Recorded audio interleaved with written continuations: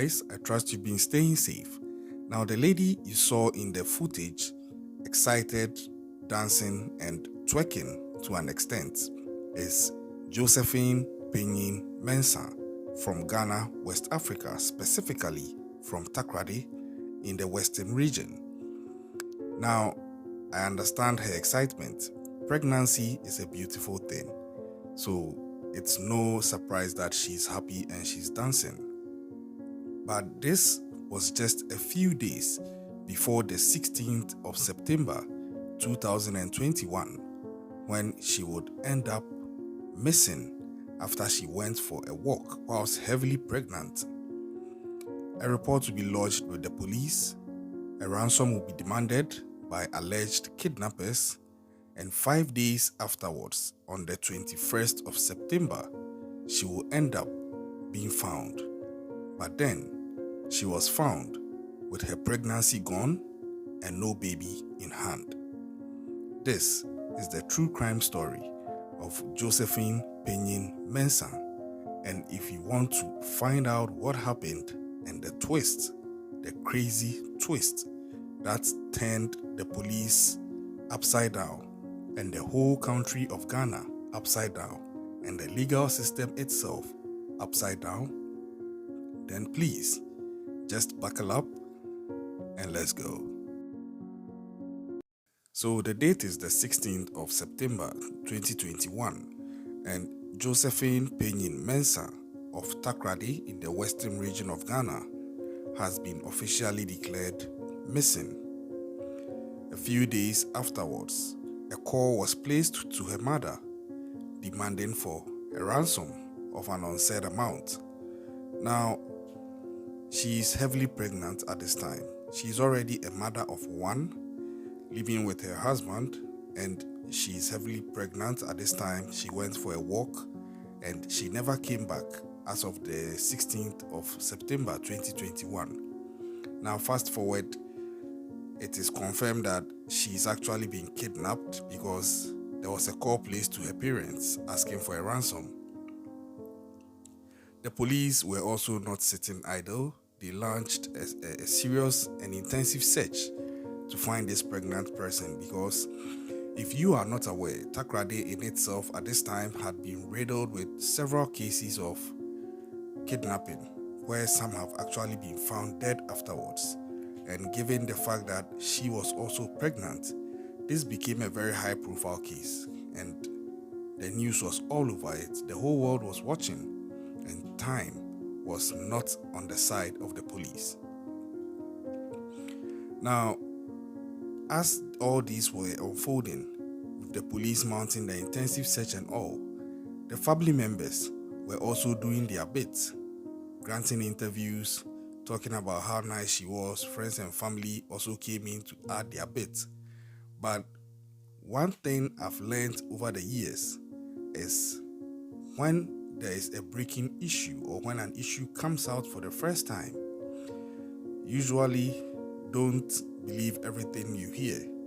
Sit back and take it with a pinch of salt and wait for time to tell you what the truth actually is, or let me say, was. In this case, 5 days after Josephine was declared missing and eventually kidnapped, she was found in a town called Columbia in Takrady. And when she was found, she was mute. She couldn't talk. So the police brought her in. But they noticed that there was a very drastic change about her look. Aside the fact that she couldn't speak, her pregnancy was also gone. So it began to beg the question, what was going on? What was going on? The first theory at the time was maybe she gave birth and the baby died, or maybe she gave birth and her kidnappers had an ulterior motive of kidnapping her because they want to take her child, so they took the child. All these things were coming into the mix, and the rumor mill was really grinding.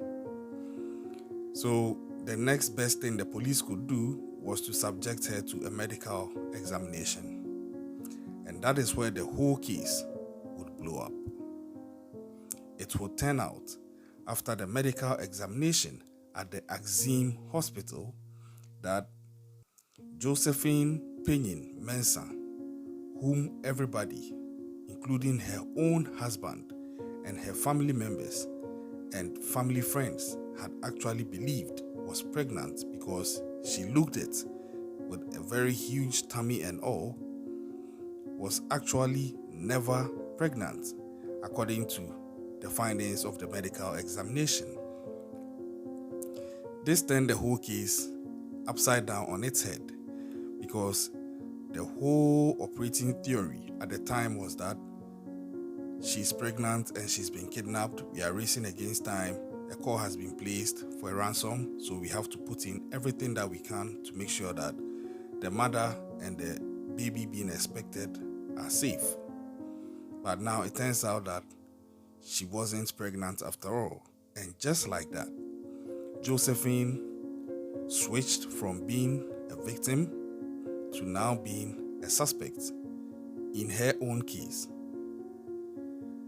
The twist did not end from there. Now, further investigations revealed that Josephine was still insisting that she's pregnant. Now she could speak. And she was insisting that she was pregnant, but she delivered and the baby got lost, blah, blah, blah. So, the next best thing to be done was to ask Josephine to show investigators the hospital that she was attending prior to her being kidnapped as a pregnant woman.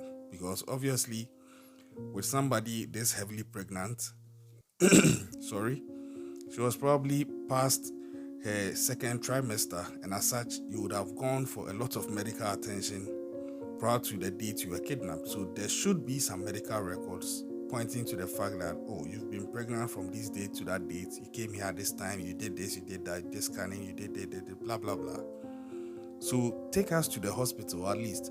Let us know your doctor and the hospital you've been meeting him at, so that we go and pull your medical records and we can then confirm that, oh yeah, she was actually pregnant at a point, but then she now has lost her baby.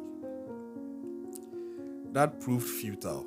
She mentioned a hospital eventually, but when investigators got there, there was no medical record available for Josephine.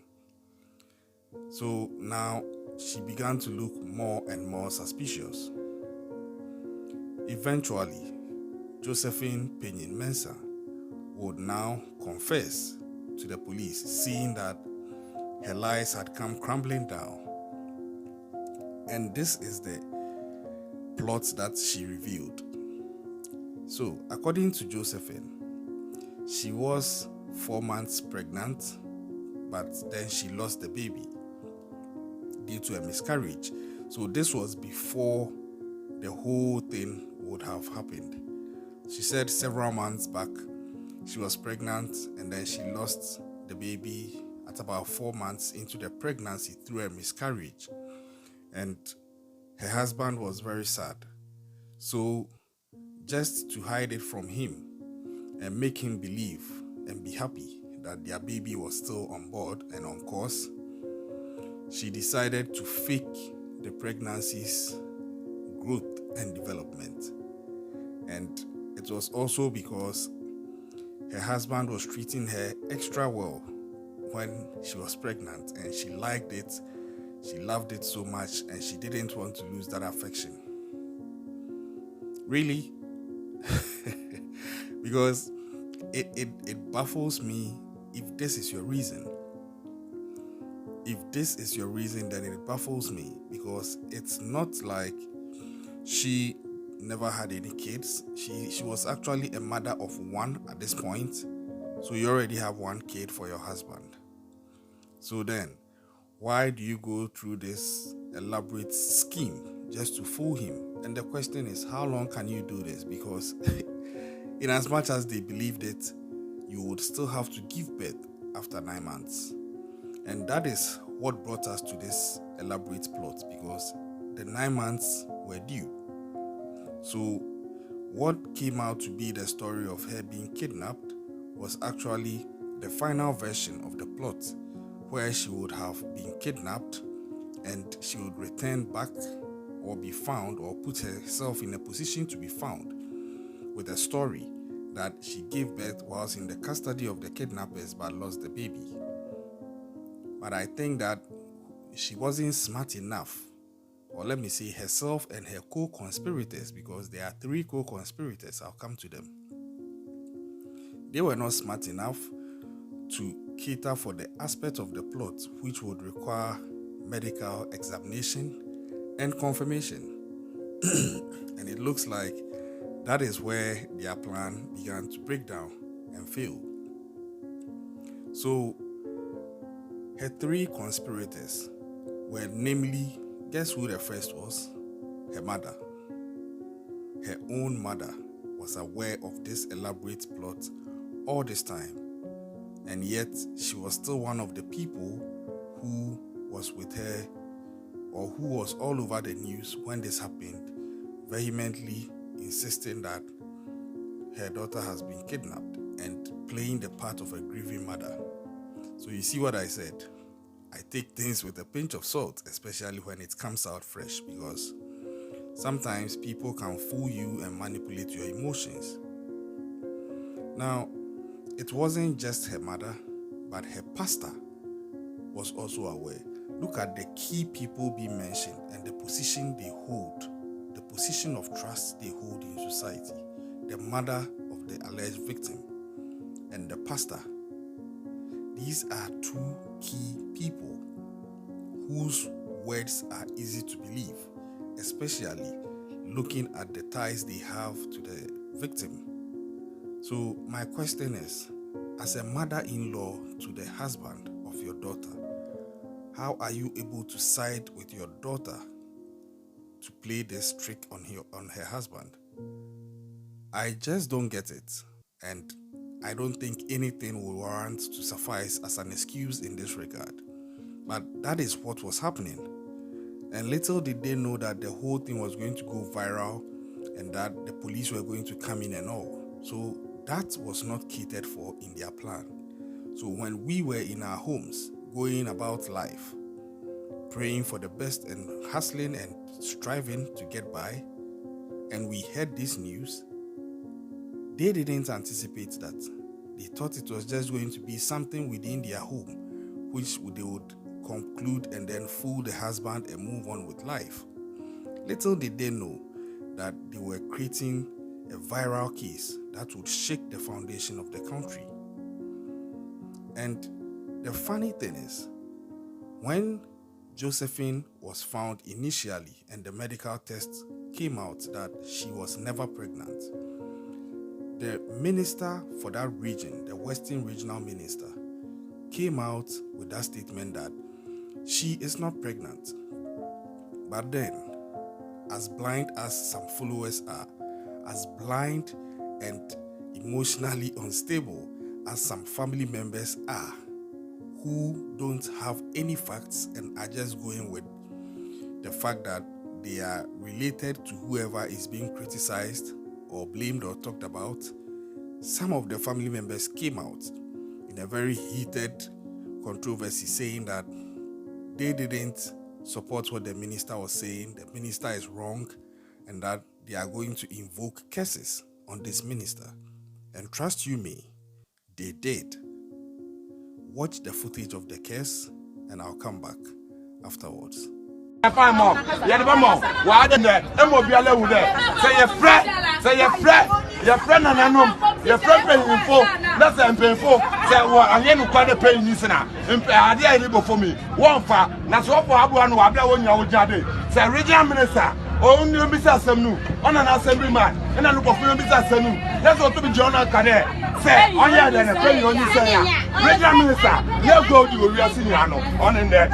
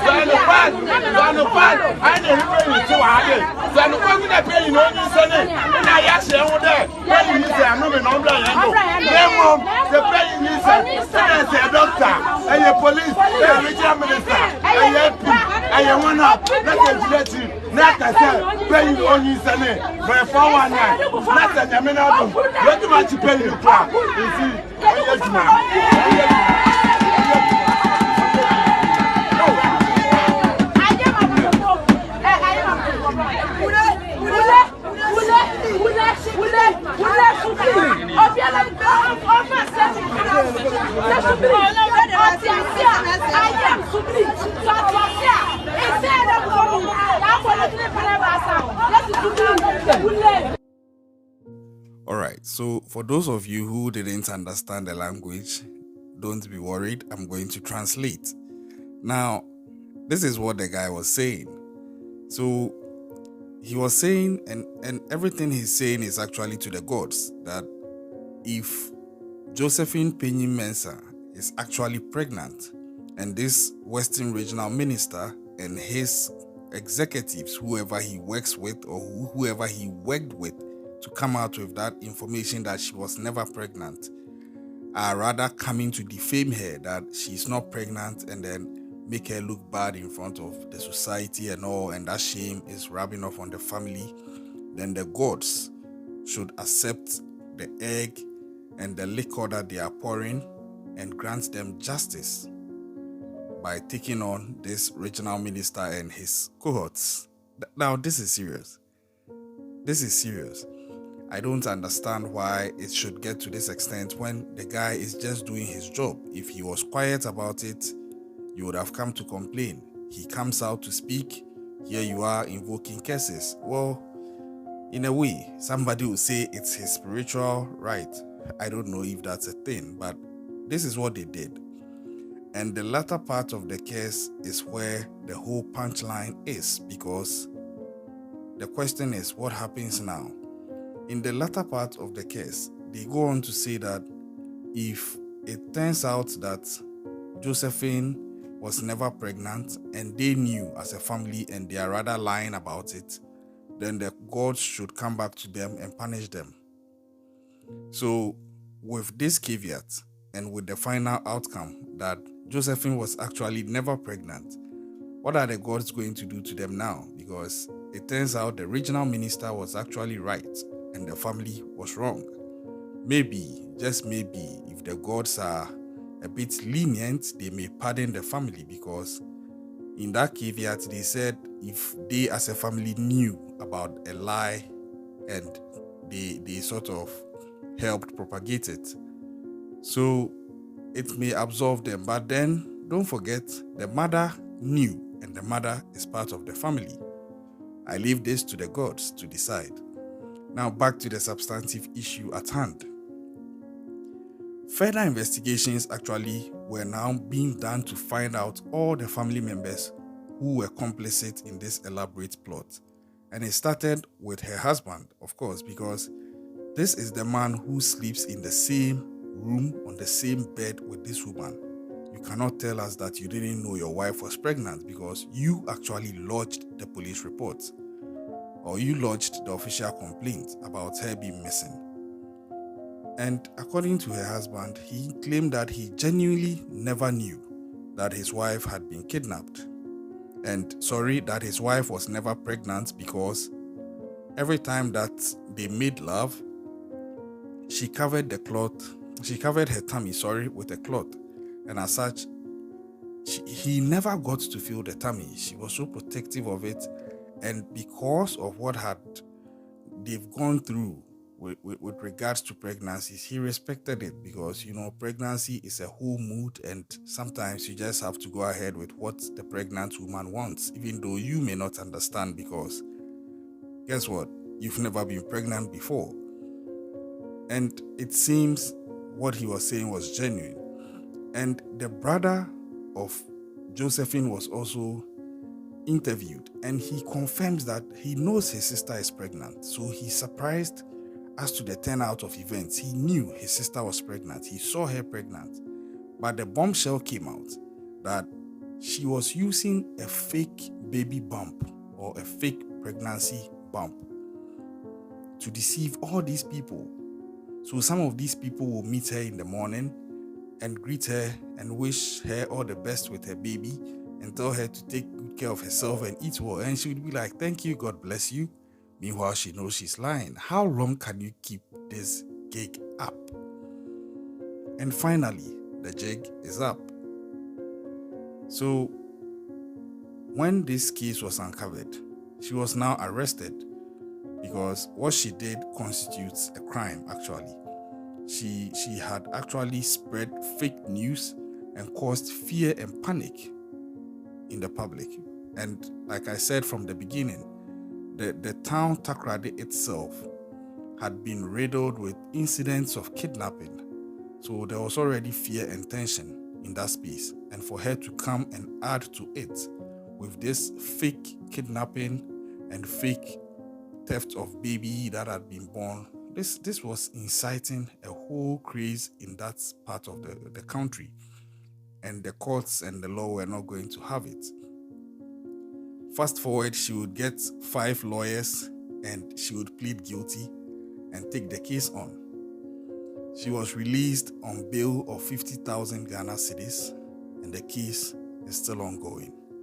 But my question is, how can somebody do this to her spouse and do this to yourself and even do this to your own family? Did she consider the negative effect it will have on her current child that she already has? And the big question mark that it would put on her integrity and dignity as a person, a woman, and a mother for that matter? I think that sometimes if we are bold enough and confident enough to confront a problem when it comes and tell the truth for once, it absolves us of all future drama and gives us a clean sheet to try again. But hey, what do I know? Subscribe to the channel if you already haven't done so. We appreciate your support. Hit the notifications button and share this content with people in your circle. Until we come your way next time, as always, like I would say, keep an eye out and stay safe out there.